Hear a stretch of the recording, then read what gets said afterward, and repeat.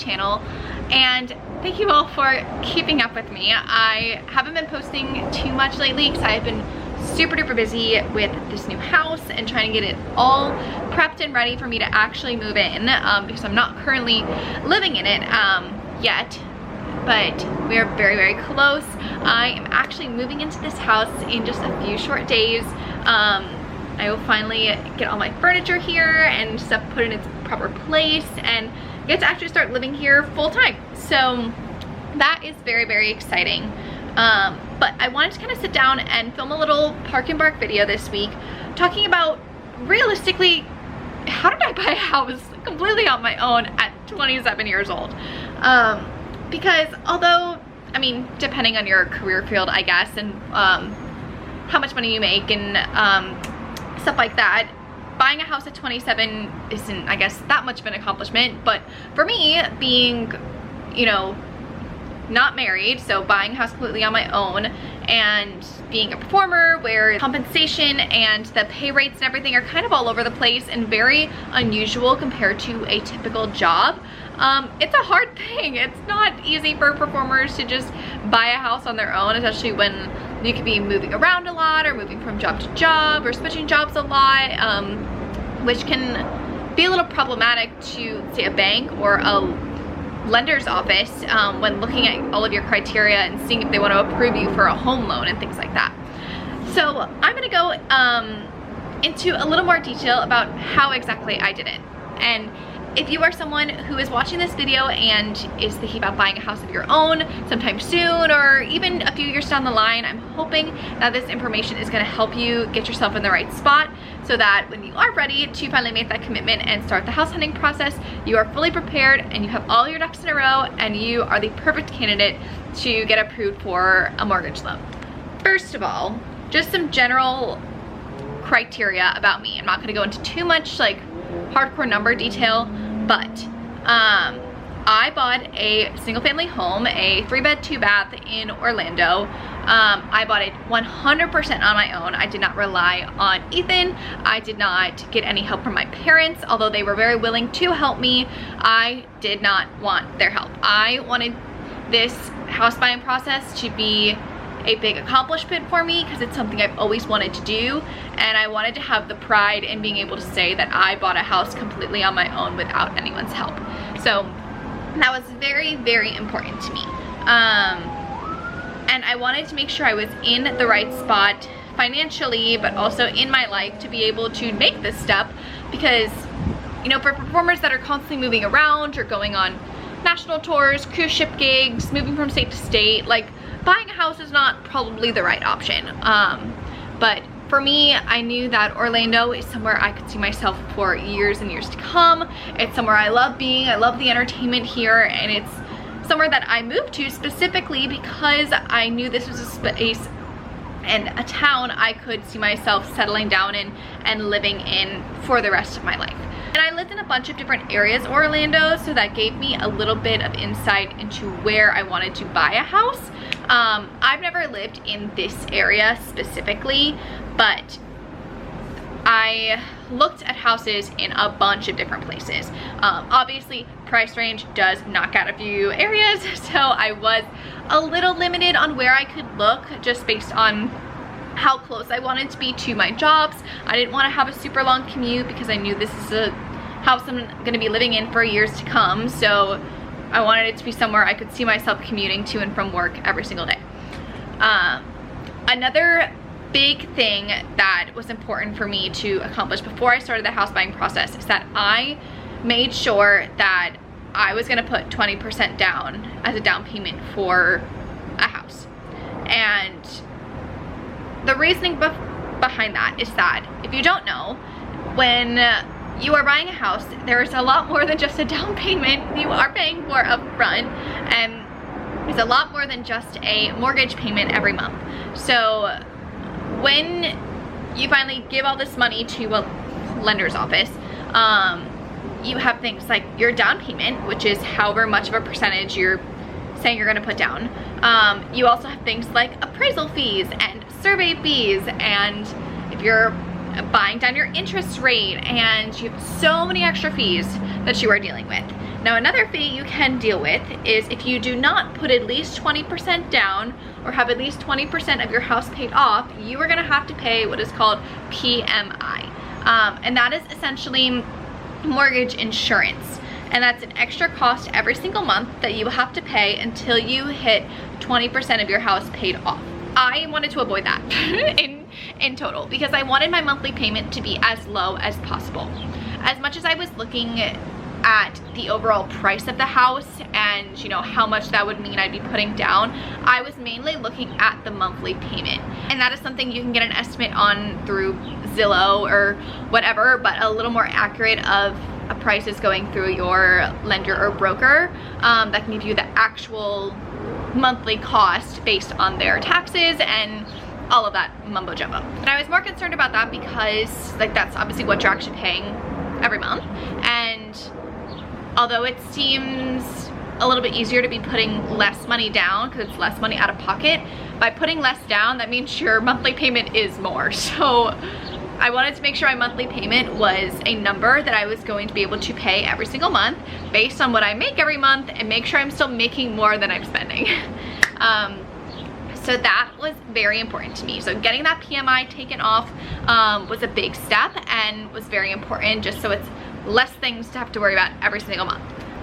You have the mortgage payment, you have property taxes, you have HOA fees. My house does have an HOA and it is pretty pricey. It's $198 a month, which the community I live in does come with a lot of amenities. It has its own pool, gym, tennis courts, golf courses, all that type of stuff. So the HOA fee is very much worth it, but that's also something to take into consideration, that a lot of houses in Orlando are going to have an HOA. And I toured plenty that did and plenty that didn't. And the ones that don't have HOAs, you can tell. It's just usually not as nicer of an area, and it's just not as safe and kept up very well. So, I mean, you have to kind of pick your battles and pick what are you willing to deal with. But I definitely like that I picked an HOA community because the houses are kept up very well and the amenities are very nice to use, and it just keeps everyone kind of orderly. That's a big tip. 1, know how much you want to put down. 2, make sure you're focusing on your monthly payment. 3, make sure you keep into consideration all of those extra fees you're gonna have to be paying, and choose wisely as far as where you want to be looking. It's also very important to have a really great team behind you. I've heard so many horror stories about realtors and just like them not being behind you 100%. I absolutely loved my realtor. Her name is Olivia, and she's also a performer in Orlando with Universal, which is how I met her. She works with me and Ethan, and she was absolutely incredible throughout this process, because it's not just the realtor's job to try and get you to buy a house so that they can make a sale. They should also be behind you 100% to make sure that they are finding your dream home, and that home is checking off as many of those boxes as you want and is a place you could see yourself for the long run.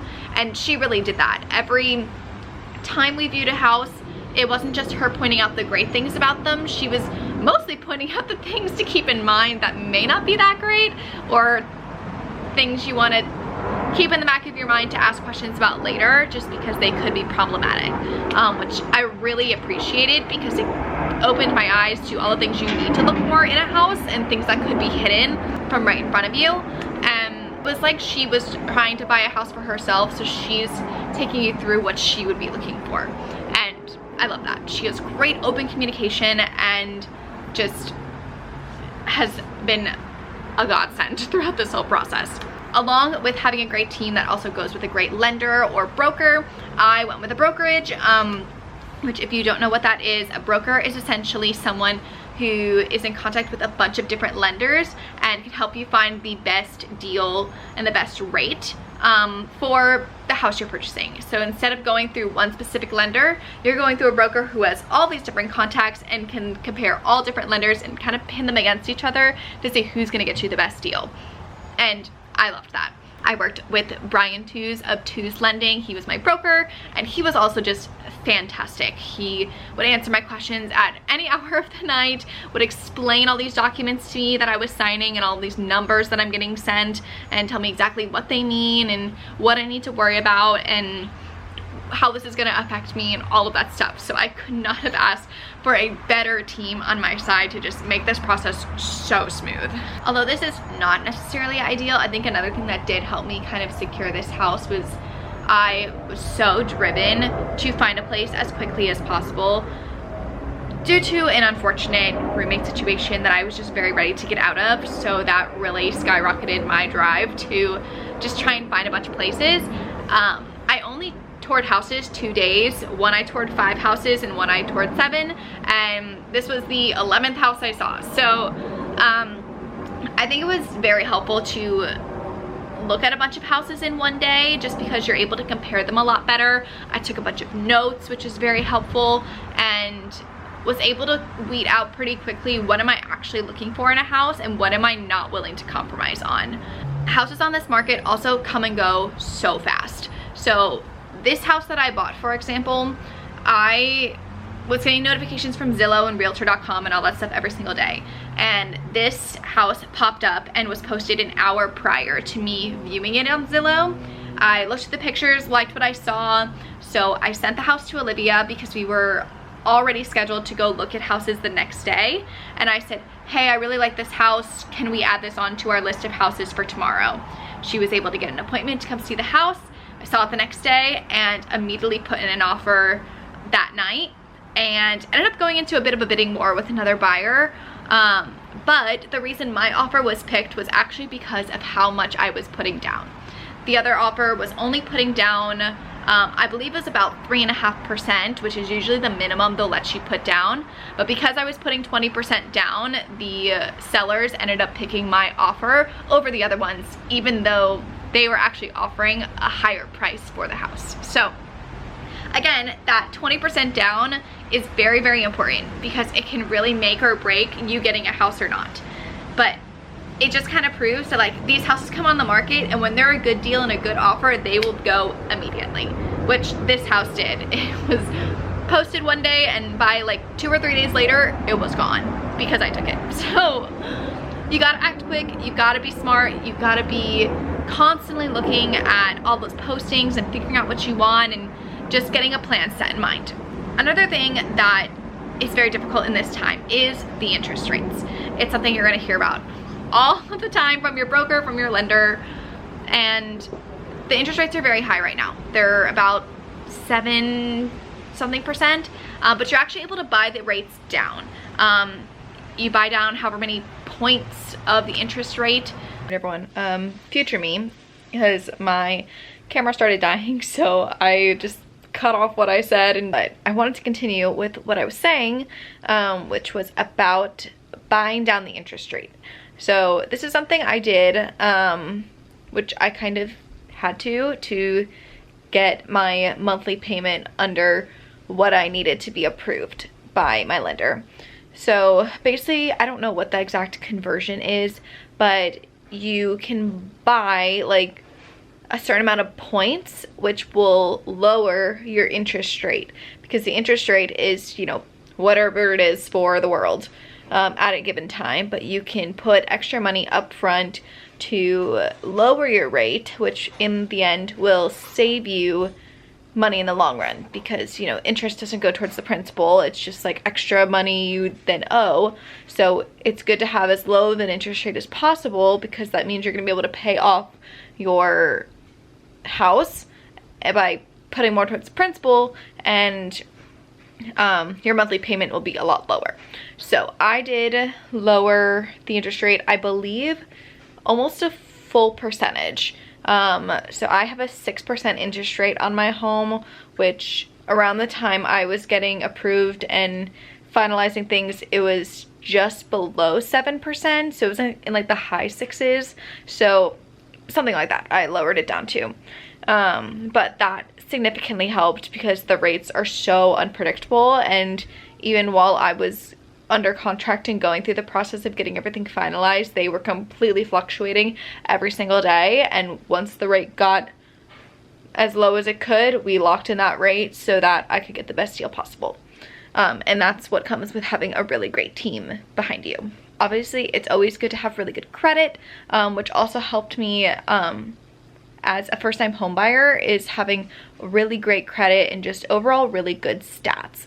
As a performer, it is hard just because, as I said, employment is kind of all over the place, and lenders like to look at your past 2 years of employment. They want to make sure you're not like quitting jobs and moving jobs all the time. They want to make sure they see some consistency, and they don't see a lot of like red flags within your credit history or your bank accounts and employment and all of that stuff. So I am very lucky that here in Orlando you do have a ability to be a little more consistent, because we all work for like the same companies doing maybe multiple roles and shows, but it's all within the same company. So to a lender or to a bank, it all kind of looks the same, as long as your paychecks aren't like crazy all over the place and you're able to provide those pay stubs. So if you are looking to buy a home within the next few years, or in, you know, the upcoming year, make sure your employment is consistent. Make sure you know, you're working as much as possible, because obviously there are, as I said, a lot of extra fees that you don't think about when it comes to just the under contract process and before actually closing on the house. So I would save up as much as you possibly can. I would say I have a pretty good financial well-being, and I've always been very good with money and being able to save money. So if that's something you guys are interested in and me elaborating more on and talking about more how I've been able to save so much money and what my strategies are and stuff like that, I'd be happy to make a video on it. So let me know in the comments below if that's something you're interested in. But yeah, I think that's all the basic tips on how I purchased my first home. Yeah, I hope this was helpful for you guys. Again, if you have any questions or comments about being a first-time home buyer, or, you know, going through that process, or need some recommendations, please feel free and let me know in the comments. And I will be more than happy to help you all along and pass you to people that will put you in good hands. But as always, thank you guys so much for watching. You can follow me on Instagram or TikTok at Graf100 to stay up to date on my content, but make sure to hit the subscribe button down below to stay up to date on my content. And I will see you next week, Thursday at 6 p.m. Bye!